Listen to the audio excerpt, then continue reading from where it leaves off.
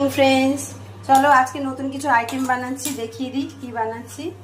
আজকে বানাচ্ছি এই টমেটো কুচিয়ে নিয়েছি ধুয়ে কেটে, এই টমেটো মিষ্টি চাটনি বানাচ্ছি। তার জন্য মুড়ি রেডি করে রেখেছি, এই শুকনো লঙ্কা, এই আমসত্ব কেটে নিয়েছি ছোট ছোট করে, তেজপাতা, দুটো তেজপাতা, এর মধ্যে আছে নারকেল আর কিশমিশ আর এই কাজু বাদাম আছে, আর সামান্য দিয়ে দেবো কালো জিরে, তারপরে তো চিনি আছেই। এখন কিভাবে বানাচ্ছি তোমরা দেখতে থাকো।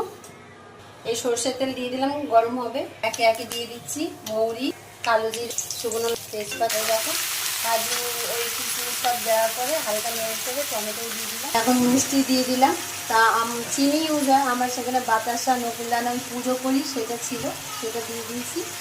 আর শেষে আমসত্ব দিয়ে দিলাম, একটু নাড়াচাড়া করে ঢাকা দিয়ে করলেই আমাদের টমেটো মিষ্টি চাটনি রেডি। তোমাদের কেমন লাগলো অবশ্যই কমেন্ট করে জানিও।